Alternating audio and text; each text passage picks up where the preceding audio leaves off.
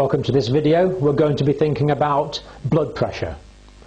Blood pressure comes into nursing almost every day. We spend an awful lot of time, as you know if you've got any clinical nursing practice, taking blood pressure. So in this video I want to look at normal blood pressure and then go on and look at hypertension, high blood pressure.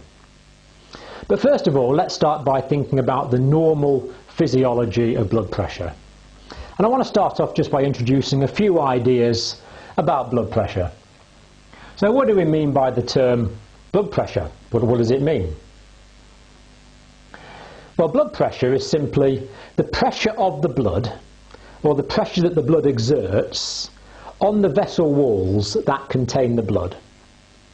So blood is normally travels in blood vessels, arteries or veins, and the amount of pressure that the blood is exerting on those vessel walls is blood pressure. So that is all we mean.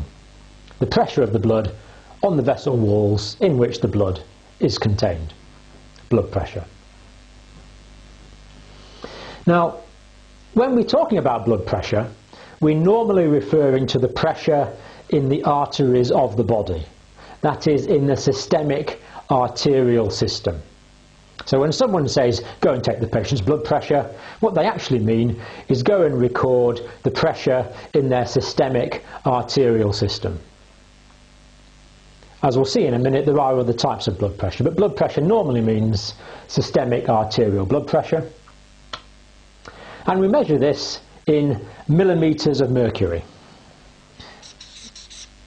Often written mm for millimeters, and Hg is the chemical symbol for mercury. So blood pressure is measured in millimeters of mercury.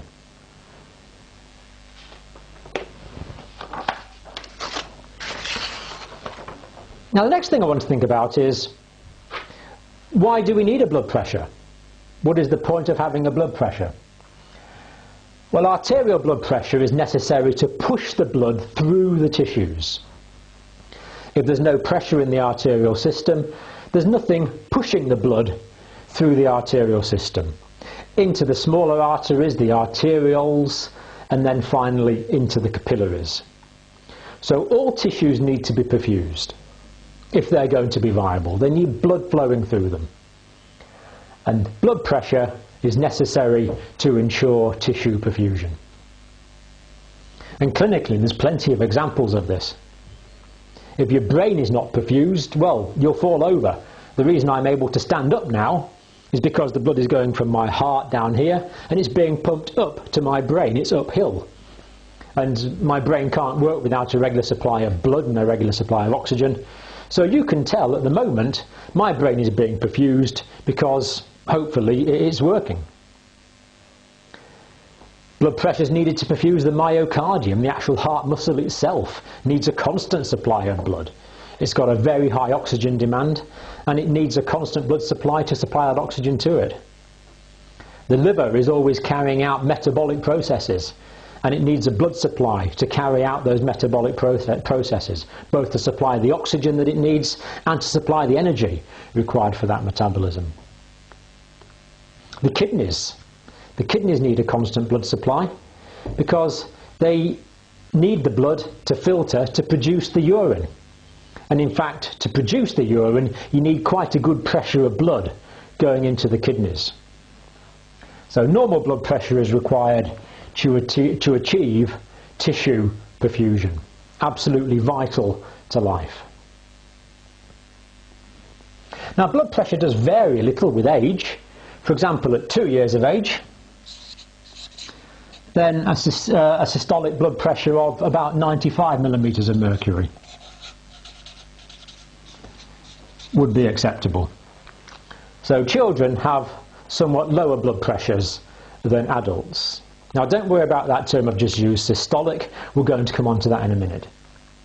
So a 2-year-old might have a systolic blood pressure of, say, 95 millimeters of mercury. But once children reach, let's say, about 14 years, then we can just use normal adult values for blood pressure. So 14 or 15-year-old young person, normal adult values would apply to that.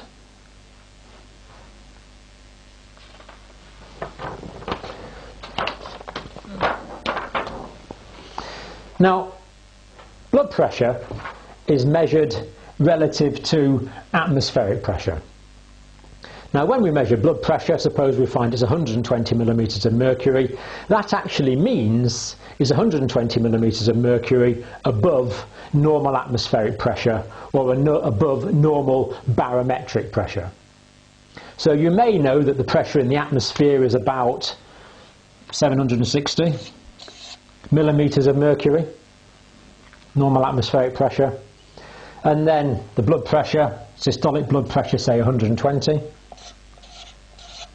So that would actually give us a total pressure of 880 millimetres of mercury total pressure. But the only bit we actually take account of is the figure which the blood pressure is above the normal atmospheric or the normal barometric pressure.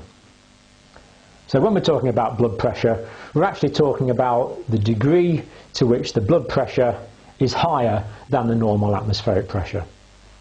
In other words, it's not measured relative to a vacuum. The blood pressure is measured relative to normal atmospheric pressure.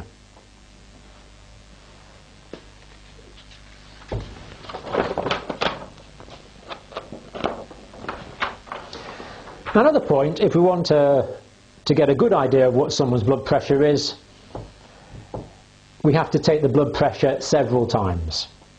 So when you want to know blood pressure, it's no good just taking it once. You need to take it several times. So you'd only diagnose someone as being hypertensive if you'd taken the blood pressure on several different occasions, preferably in several different circumstances. So one individual reading of blood pressure is less important than looking at a trend of readings of blood pressures. For example, if you went to a patient and found their blood pressure was 120/80, then a few minutes later the blood pressure had dropped to say 120/70, then 110/60, and then down to 100/60 or something like that. Can you see there's a trend that the blood pressure is going down? Now, if a patient's blood pressure was going down every time you measured it, what might that mean? Well, this is something all nurses need to know about, because if a trend for a blood pressure is to go down, it may be that the patient is going into shock, and that's very important to diagnose so that it can be corrected. So individual blood pressure readings are interesting, but trends are maybe more important. Short-term trends in the acute hospital situation, when we're checking to see if a patient is going into shock, and maybe a blood pressure recording taken on several different days if we're trying to diagnose whether a patient is hypertensive with high blood pressure or not. Now, two classic terms here, systolic and diastolic, absolute basic to understanding blood pressure. Systolic blood pressure is the pressure in the arterial system when the ventricle of the heart or the ventricles of the heart are actually contracting. So when the ventricles of the heart are actually contracting, pushing out the blood, generating the blood pressure, the pressure in the arterial system will be higher. And that is the systolic blood pressure. So when you take a blood pressure, you get two readings, a higher reading and a lower reading. The higher reading is the systolic pressure, and it represents cardiac contraction. It is when the heart is actually in the act of contracting. That is when the ventricles are actually contracting, pushing the blood out of the heart. The second reading is the diastolic reading. Now, the diastolic blood pressure is the pressure in the arterial system when the heart is relaxing. And of course it's lower than the systolic reading because the heart is not actually contracting. But the blood pressure is actually maintained fairly well, because when the heart beats, when it contracts, the blood's pumped into the arterial system and the arteries will expand. The pressure will widen the arteries. But the arteries, the arterial system